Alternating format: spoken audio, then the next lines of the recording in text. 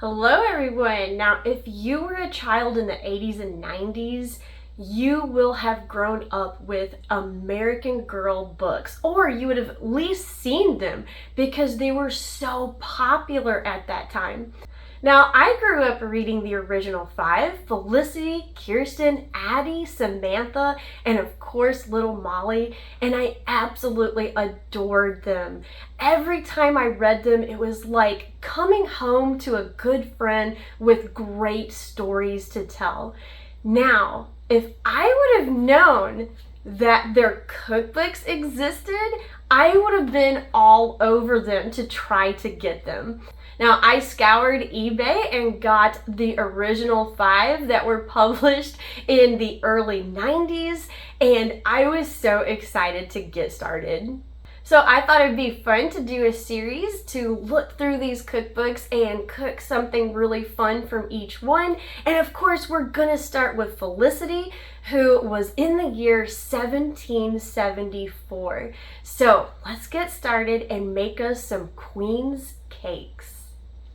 And we'll have our look through when we get these cakes in the oven, but let's go ahead and go straight to our recipe. I chose these queen cakes really for just one reason. They use rose water, and I was really intrigued by how that would taste in what's essentially a muffin. Now I've got all of my ingredients. There's only going to be a couple of substitutions. I can never find currants in my area, so I'll be substituting raisins. Mace is extremely expensive and difficult to find, so I've got nutmeg that I will substitute. And of course I'm doing gluten-free flour, but that won't be a problem because these are not yeast bread. Now, the rose water I'll be using, I bought from a Shaker Village in Kentucky. You can buy this online. I highly recommend it because it is so, so wonderful. Now, we are not to use our mixer. We're to do this the old-fashioned way like they would have done in the colonial days. So we will be using a bowl and a wooden spoon. So let me get that set up and then we're going to get started mixing all this together. All right, we've got our softened butter. That's probably a little too softened, but sometimes I forget that vegan butter acts a little bit differently than real butter. I've got my half a cup of sugar, and now we're just going to cream this together. Now we're going to add our 2 eggs, but we're going to add them one at a time, mixing everything together before adding the next one. And let me know in the comments below if you were an American Girls fan. I remember reading my copies until the spines were practically cracked apart. And sometimes I would stay awake late into the night under the covers with a flashlight just to try to finish the book so I would know what happened to Molly or Kirsten on whatever adventure they were on. And now we get to add this beautiful rose water. It is so fragrant. Oh my gosh, I love when I get to use this. In goes our nutmeg.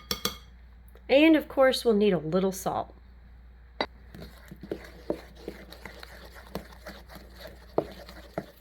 Now we're going to add our flour. It says to measure out your 1 cup and then put it in your batter 1/4 cup at a time so that you can beat in between each additions. So that is what we're going to do now.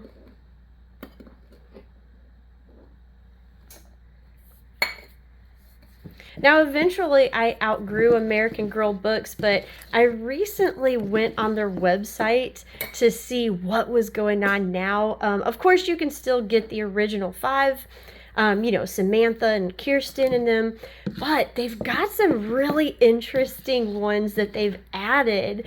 So you can now get girls from the 60s, 70s, and the 80s. And I was actually really tempted to get a book from each one just to see, you know, how different they were, what it was that they were writing about now. So I may do that just to kind of see, you know, what would you write about about in the 60s, 70s, and 80s? Do they talk about hippies and the civil rights movement? Do they go on to talk about the Vietnam War? And of course, in the 80s, I kind of had a hard time thinking about what they would write about, even though I grew up in that decade. It seemed a little bit on the boring side. I mean, I guess you have the fall of the Berlin Wall and different things like that. But it doesn't seem to be as exciting maybe as the 60s and 70s. So I think that series would be kind of the most interesting, just to see what was it about the 80s that, they wrote about, and how would they make that really interesting to 8 to 10-year-olds. Now that we have our batter, let's go ahead and get our raisins done. I actually like the fact that they add this step. I think this is a really good step to add, especially when you're teaching children how to cook. Instead of just adding our raisins to the batter, they're actually going to have us add some flour to them in a separate bowl before we add them to the batter itself. And this is a great way to keep the raisins or currants from dropping down into the bottom of your batter instead of distributing evenly throughout the muffins. Now we've got that, so let's add them to our batter. We'll just give this a quick stir, and we are ready to bake these, so this didn't take long at all. Now I'm going to spray this really good. And now we're ready to spoon our batter right into the muffin tin.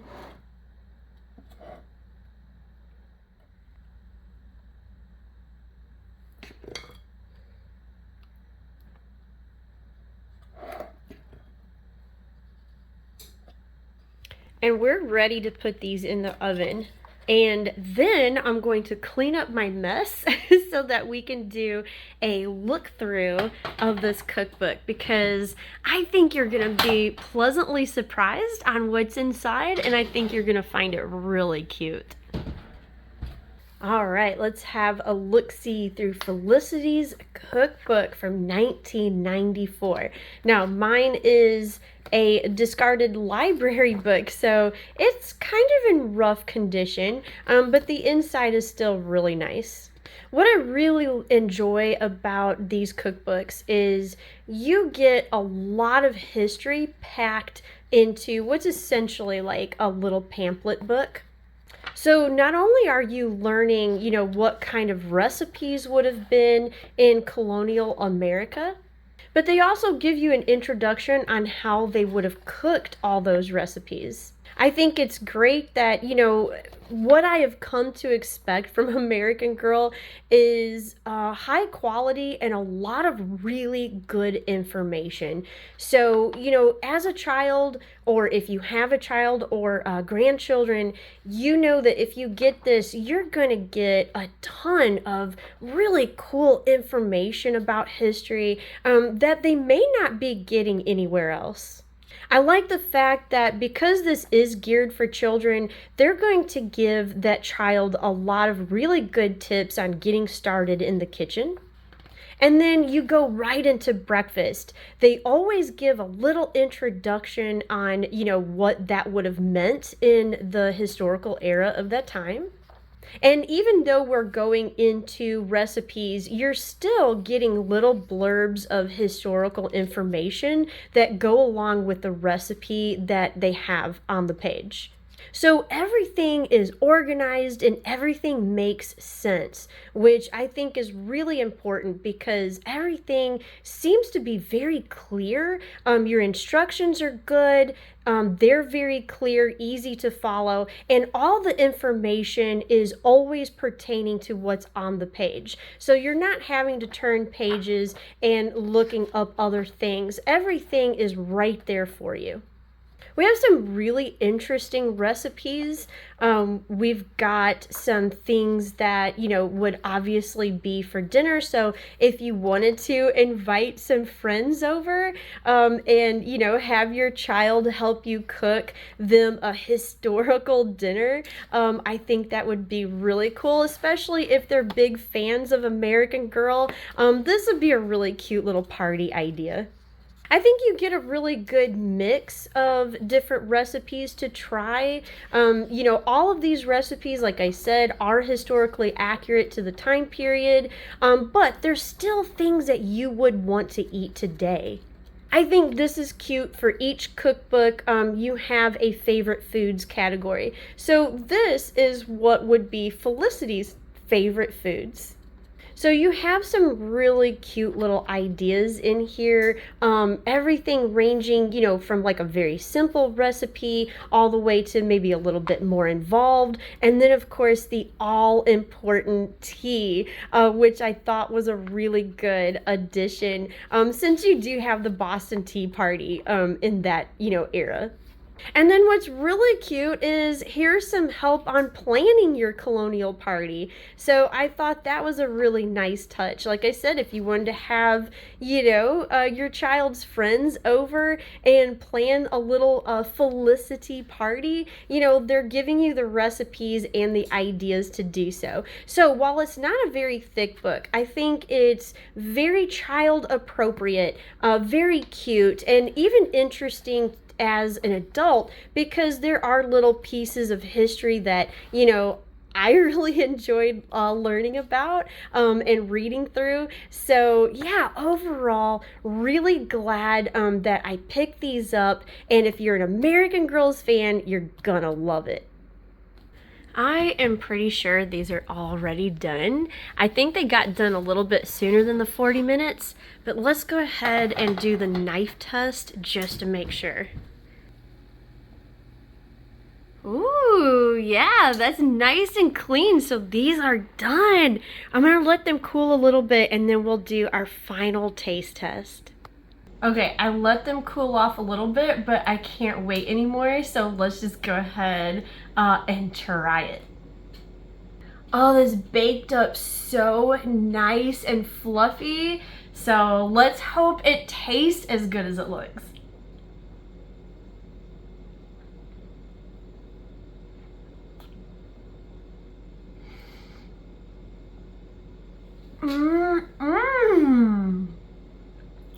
Okay, I can see why the book said that these were so popular in colonial America. They need to be popular again because the rose water really shines in these.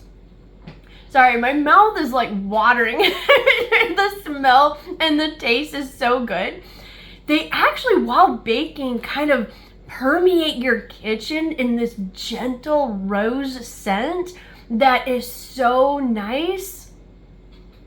And the nutmeg is a really good complement to it.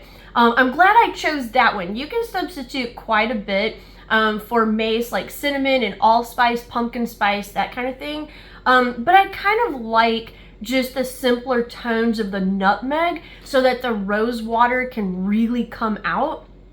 Oh my gosh, these are so good. They're the perfect amount of sweetness. I mean, these would be great for breakfast. They're gonna be great for anything. I can see having a really nice cup of Liberty tea to go along with these. So in my book, this recipe is an absolute winner. And that means this cookbook is a winner. Not only is the format so cute and so, child friendly and full of history, but the recipes are also really good. And they're so easy to follow, and yet they give you such excellent results. So there we have Felicity's review. Now stay tuned because next we're going into Kirsten. I can't wait for any of them. So I'm excited to try all of them and I hope you are too. So remember, in the comment section below, let me know if you were an American Girl fan. Which American Girl was your favorite? That's really hard for me to choose. I kind of lean towards Molly because I really like World War II history, and she had the whole victory garden thing going on, which was really fun to read about. But let me know which girl was your favorite while you were growing up. So thanks for watching. I hope you make these because, oh my gosh, are they perfect with a cup of tea or some coffee? And I think you're really gonna be surprised at how good they are. So thanks for watching, and I hope you have a really great rest of your day. Bye. And if you like historical cooking and unusual cookbooks, here's 2 more videos you might enjoy. And make sure to like and subscribe for more foodie adventures.